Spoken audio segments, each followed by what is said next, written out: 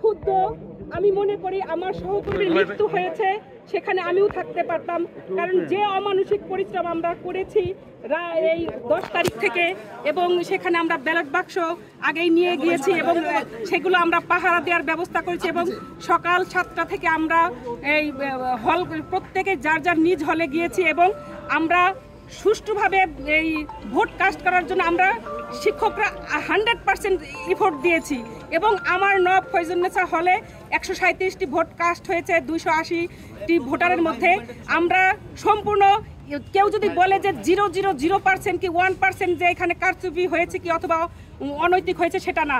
আমি বলবো 100%-এর উপরে যদি কেউ বলতে পারে সেটা 100% সুষ্ঠুভাবে আমরা ভোট নিয়েছি এবং চেষ্টা করেছি যাতে সেখানে কোনো অনিয়ম না ঘটতে পারে। সেখানে সাংবাদিকরা লাইভ করেছে, দেখেছেন, সেখানে পোলিং এজেন্ট ছিল, তাদের কাছেও আপনারা জানতে পারবেন, ভোটারদের কাছ থেকেও জানতে পারবেন। আমরা এই নির্বাচন সুষ্ঠু করার জন্য আমার পোলিং অফিসার আছেন হাবিবুর রহমান, তিনি সহ আমরা সবাই অমানসিক পরিশ্রম করেছি। অমানসিক পরিশ্রমের পর আমরা জানি যে এখানে ভোটটা মেশিনের মাধ্যমে কাউন্ট হবে। আমাদেরকে মত বিনিময় সবাই বলা হয়েছিল যে আমরা শুধু ভোটটা কাস্ট করে আমরা এখানে সিনেট ভবনে দিব। আমি তাদেরকে প্রশ্ন করেছিলাম যে আমাদের এই ভোট কাস্টের পর গণনা কোথায় হবে। নির্বাচন কমিশনের সদস্য সচিব তিনি আমাদের জানিয়েছিলেন সিনেট ভবনে। আমি তাকে প্রশ্ন করেছিলাম কেন সিনেট ভবনে হবে, তাহলে তো অনেক দেরি হয়ে যাবে, তাহলে আমরা কেন 21টা হলেই আমরা কাস্ট করব না। তখন তিনি বলেছিলেন আমরা মেশিনের মাধ্যমে কাস্ট করব ম্যাডাম, আমরা অতি দ্রুত রেজাল্ট দিতে পারবো, যাতে আপনাদের কষ্ট লাঘব হয় সেজন্য মেশিনের মাধ্যমে আমরা কাস্ট করব, ভোট কাউন্ট করব। আমরা সেটাই মেনে নিয়েছি, আমরা সেটাই জানতাম। কিন্তু রাত 10 তারিখ রাতের পরে নোটিশ আসছে হঠাৎ করে, যে আমি জানতাম না সেটা। আমার প্রভোস্ট আমাকে গতকাল 11 তারিখে যখন ভোট নিচ্ছিলাম তখন আমাকে বলেছেন যে আমাদের তো ওইখানে থাকতে হবে, ম্যানুয়াল পদ্ধতিতে হবে।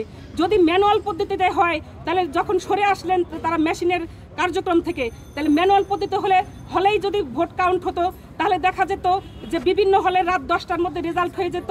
আমরা এখানে নির্বাচন কমিশনে নিয়ে আসতাম, 11টার মধ্যে রেজাল্ট হয়ে যেত।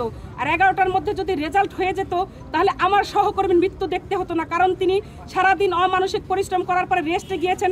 কারণ তাকেও তো বলা হয়েছে যে আবার কাউন্টিংয়ের জন্য আসতে হবে। তিনি হয়তো স্ট্রেস নিয়ে ঘুমাতে পারেননি কখন তাকে ফোন দেওয়া হবে, যেমন আমি স্ট্রেস নিয়ে ঘুমাতে পারিনি যে আমাকে কখন ফোন দেওয়া হবে আমার হলের এই ম্যানুয়াল পদ্ধতিতে কাউন্টিংয়ের জন্য।